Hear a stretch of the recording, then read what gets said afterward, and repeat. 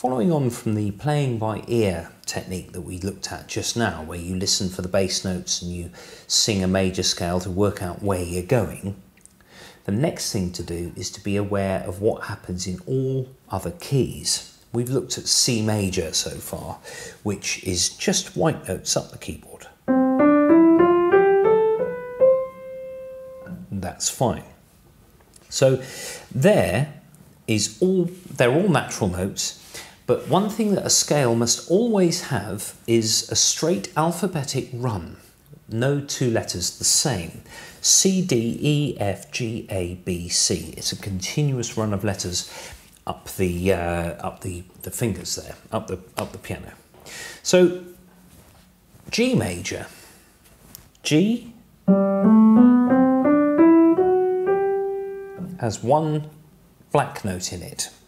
And that's called F sharp, so that the alphabet is maintained. G, A, B, C, D, E, F, G.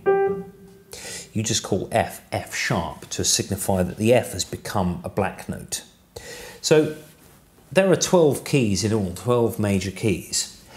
And actually you have to be aware of all of them. Now the best way to do this is to get hold of an old clock, or you go to Argos or wherever and buy a cheap clock, prise the front plastic off, and instead of numbers going around the outside, you have letters which signify your keys. So C is at the top, then you have G at 1 o'clock, D at 2 o'clock, A at 3 o'clock, E at 4 o'clock, B at 5 o'clock, F sharp at 6 o'clock.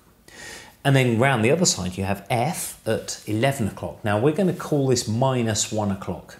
Imagine that somebody's put a mirror vertically up the clock so that you get your 1, 2, 3, 4, 5, 6, which actually goes the other side as well. So F major, 1 flat, or minus 1 o'clock. Then you've got B flat, which is at 10 o'clock, or minus 2, etc. E flat at 9 o'clock, or minus 3, A flat at minus 4, D flat at minus 5, and then at the bottom with F sharp you have G flat as well, so they sort of meet together at the bottom. Now you can find diagrams of this very easily online, and at the end of this video you can also see the clock face that I've devised. Feel free to print it out, stick it on the fridge. Now what that helps you with is to give you the necessary black notes, the sharps or flats that are going to appear in your scale. And whether you're a pianist or a guitarist, you do need to know this because it really does give you a sort of an insight into the theory and what you can then do with improvising, etc., etc. So moving on to D major. D major has 2 sharps in it because it's at 2 o'clock on your clock face. So it's got F sharp and C sharp.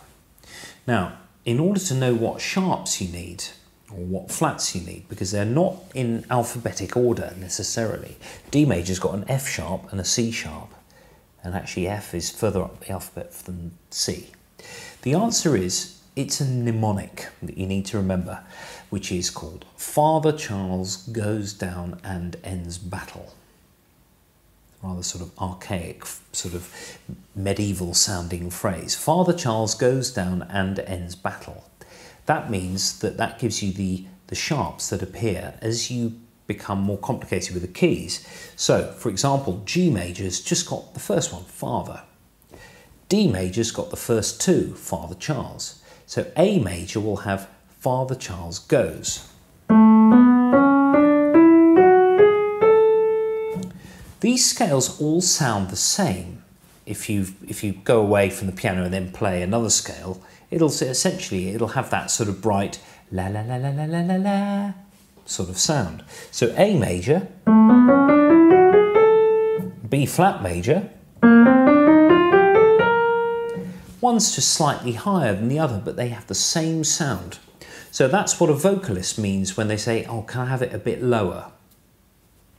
It's about changing the key of something. And actually, this is where you really need to know your theories, because if you know a song in F and the vocalist finds it a little bit high, they say, can you do it in E? all you have to do is transpose all of the chords in your chord sequence down by a half step, because F and E are next to each other with no black note in between.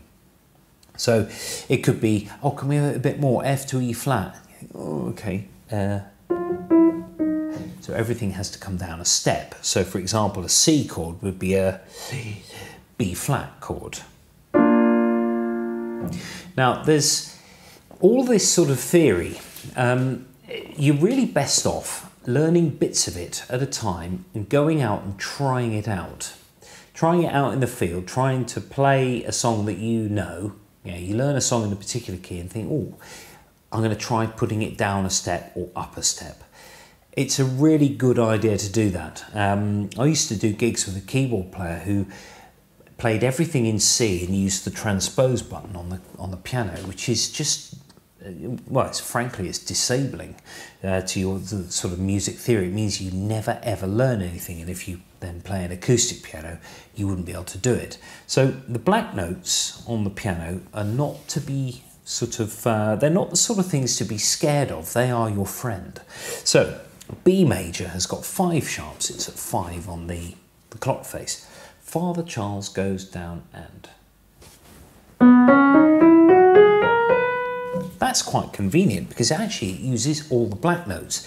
Remember though the alphabetic sort of constants that you have to maintain. So B, C, D, E, F, G, A, B.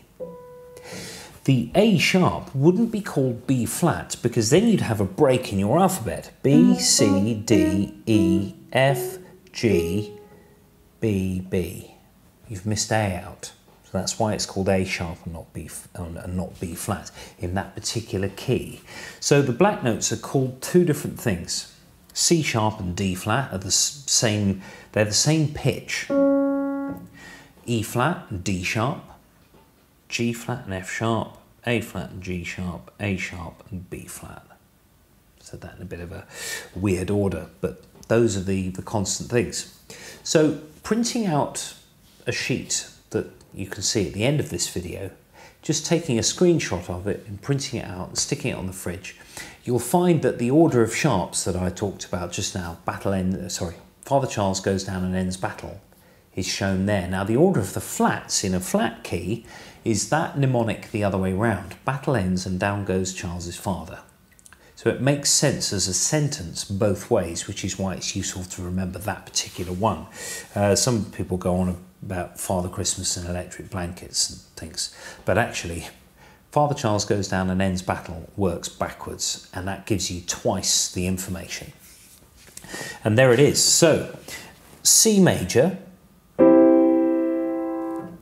chord 2 is a minor chord, so D minor. So if we're in E major, for example, E major's got 4 sharps. Father Charles goes down.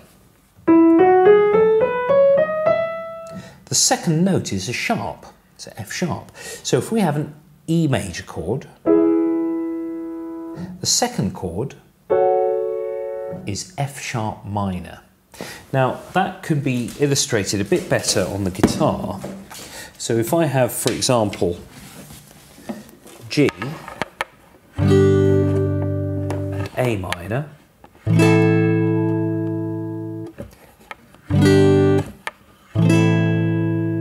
that's all very well. But then F sharp minor,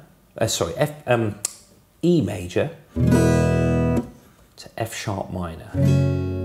The distance involved is exactly the same, but it's called something completely different. This is the main reason why guitarists don't tend to go proper hammer and tongs with the theory, because it's the same distances involved on a guitar. Guitars don't have white and black notes, it's simply a grid system. So that's why guitarists can get away without learning the nitty-gritty of the theory, whereas keyboard players cannot. Now, if you are a guitarist, you really are better off if you've got your guitar in your hand trying to find out where things are on the piano. Even if you don't play piano, get yourself one of those little MIDI keyboards that you hook up to your computer. or hook up to a sound module. They're, you know, 60 quid or something. And you can actually really get to grips with what the theory looks like, because here it's a diagram.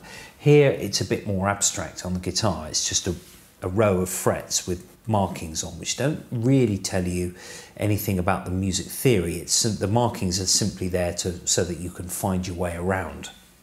So there it is. Print out that sheet, and then you can learn all of your chords 1 to 6 in all 12 major keys. That means that chord 6 in each major key will give you your relative minors as well. So actually there's masses of information contained within that circle without the need to read any music. I know that there are lots of people out there who don't really, who find the reading really, really tricky, or it takes them so long that they think, just, you know, I just want to play. That's fine. The music manuscript notation can cement the music theory, but it's not always the be-all and end-all. With, you know, if you know your theory in terms of sharps and flats and knowing your scales and where they are on the guitar, that's absolutely fine.